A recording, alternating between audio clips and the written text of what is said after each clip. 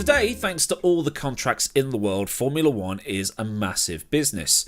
I think I might have done a video on how Bernie took control many moons ago, but because of Bernie, Formula 1 now gets wall-to-wall coverage on television, and thanks to the internet we have a huge repository of images, videos and bald talking heads talking about the stuff that's come before. But in the late 20th century and into the early 21st century, Formula 1 tried to get on this new pre-internet digital age that was fast approaching, and that is when it launched its F1 digital platform. Now, how many people in the audience today are old enough to remember that buzzword in the late 90s and into the 2000s? Digital. Analog TV was slowly being phased out. Technology was advancing to the point where TVs could now broadcast pictures that were cleaner, to the point that they were starting to eliminate things like background interference and snow from broadcasts. This picture was either on or off. No in between. And so all the TV company branding changed. Sky, digital. On, digital. ITV, digital. In the same way that probably about 5 or 6 years ago we were being bombarded with HD channels. Watch Top Gear on BBC One and BBC One HD. Watch this Premier League football on Sky Sports and Sky Sports HD. Watch Gillette Soccer Saturday on Sky Sports News and Sky Sports News HD, or Sky Sports News HQ HD in what is possibly the worst rebrand of all time. Probably worse than New Coke. Anyway, Formula 1 could see that this was coming and tried to get on it early. It is the most technologically advanced sport on the planet, and it wanted to bring more to the viewers than the BBC and ITV broadcasts on free-to-air television could offer.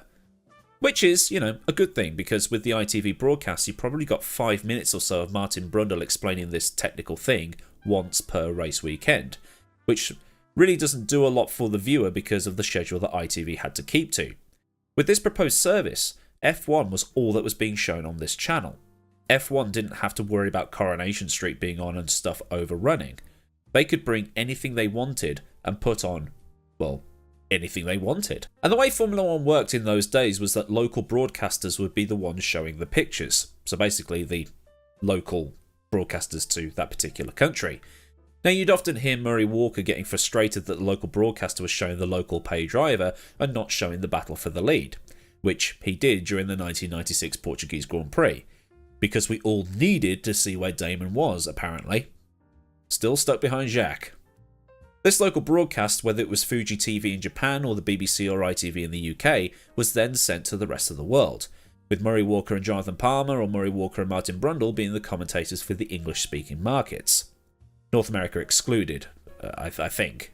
What F1 Digital was doing was it took FOM's own camera guys and production teams to each Grand Prix, and they set up their production operation next to the local one. So they ended up having probably a bigger production staff than the local broadcasters. And because of F1 Digital, or BERNIEVISION as it became known, the popular F1 graphics of the time that had been used post 1994 was slowly changed and then completely changed for the 2004 season.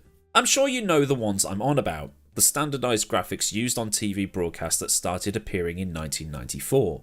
The bold yellow boxes with large black numbers designed to really stand out on 4:3 aspect ratios, and the poor TV quality we had in those days, which was probably 240p or something. They really stood out. They gave you the information you needed, who you were looking at, what their current lap time is, and how fast or slow they are compared to the current fastest lap in practice or qualifying. None of this Amazon-sponsored overtake prediction and video game style tire life crap. Although whenever they showed the gaps, this bar would appear that did, as far as I'm aware, nothing. When I was a kid I could have sworn the colours moved as the driver got closer, but alas, no. And with F1 Digital able to broadcast in 576i, they were able to change it to something that was a little less intrusive. F1 Digital would, however, continue to use the nostalgia graphics until the 1999 season, when they swapped to this new blue format, and any footage you see using these has come from the digital platform from 1999 onwards. These new graphics looked a bit more modern, a bit crisper, but still utilised a nice bold font and colour to stick out on TV, as well as having that premium feel. A nice little refresh, if you will. Now, on free-to-air TV, the 1994 graphics were given a little bit of a touch-up, the text made sharper as TV broadcast quality had improved, and a shadow added to the yellow position indicator. Mind-blowing. The service was initially offered to the German, Austrian and Swiss markets for the 1996 season, with France and Italy signing up not long after to start in 1997, and then the Spanish came on board for 1998. The first race for this service was the German Grand Prix of 1996, which was noted for Gerhard Berger's engine blowing up in spectacular fashion close to the end of the race, with the white smoke being so thick it cast a shadow. So how did this all work then? Well, F1 Digital would have 6 channels available to the viewer, at least to start with, over the course of a Grand Prix, with the first being called Mix.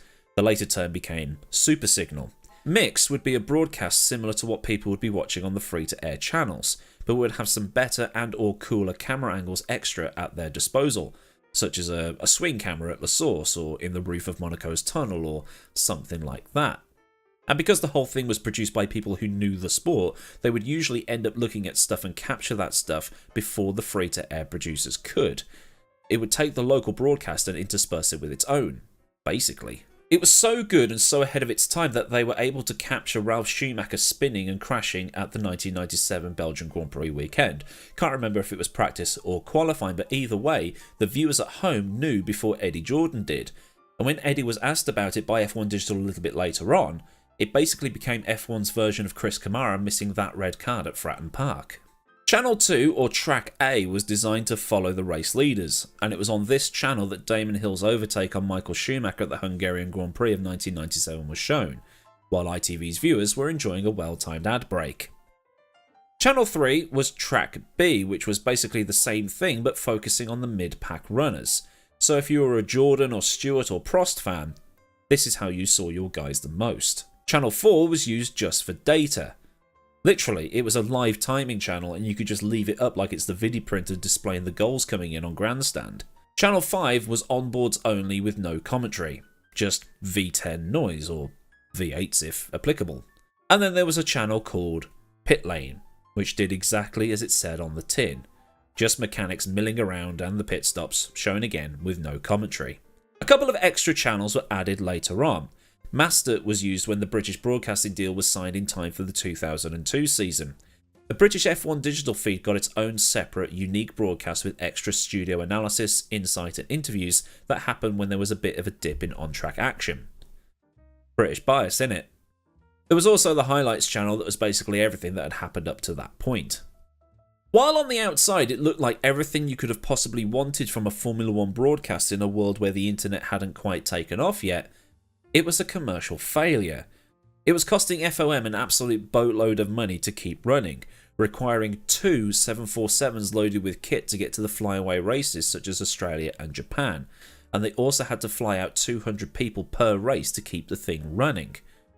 It also had a lack of people watching. In the UK it cost £12 per race to watch live, and they had to be watched live, because there was a thing where the skyboxes couldn't record the live pictures to the hard drive to be watched later, although I'm not sure whether this was actually done by design or if it was just a glitch on Sky's end. As a result, only 9,000 people per race on average bought a ticket, if you want to call it that, as opposed to the 3 million watching the thing for free on ITV. A BBC article from the time suggested that this was due to Ferrari winning too much at the time, but even in Germany, where Schumacher was very popular, uptake was poor. There was also criticism that what F1 Digital was doing was almost monopolising onboard footage to make people buy the service and see the onboards in better quality. But that didn't work. Promotional offers didn't help matters, and just 6 years after that initial German Grand Prix broadcast in 1996, BERNIEVISION was shut down, with about 220 people losing their jobs. But while F1 Digital, or BERNIEVISION, whatever you want to call it, was an abject failure, things were taken from F1 Digital and then put into broadcast as things slowly changed over the years. And because BERNIEVISION basically created these great TV shots, they started to take over the national broadcasters slowly but surely, with only Japan and Monaco still having local broadcasters by the end of 2008. In 2004, the crisp black and white graphics started to appear, using design cues from the F1 Digital broadcasts, such as the live telemetry and rev counter with added traction control kick-in graphics. In 2018, the new F1 owners in Liberty Media resurrected BERNIEVISION in a way with a new online service called F1 TV Pro, which also has its criticisms. The fact being that in some markets, such as the UK, it's totally unavailable due to Sky's exclusivity deal with Formula 1, and that for the first couple of years it was available, you were lucky it worked. So then a look at the ill-fated F1 digital service, or BERNIEVISION as it became known, although I suppose it'd probably be called ChuckleVision given the way that it completely failed. But still, if you actually subscribe to F1 Digital, do leave some memories down in the designated comment leaving zone under this video and get a discussion going. And, you know, for extra subscription, you can subscribe for free to this channel if you enjoyed this content and want to see more. And like it as well if you liked it. Massive thanks to the kind folk over at Patreon, and if you want to help support me at a more personal level, there is a link down in the description, as well as there being links to Discord and to my socials. Well, there's super thanks down there as well if you want to top up my coffee cup or buy me a beer. So until next time, I've been Aidan Millward. Have a great day wherever you live in the world, and I'll see you all again soon for another video. Bye.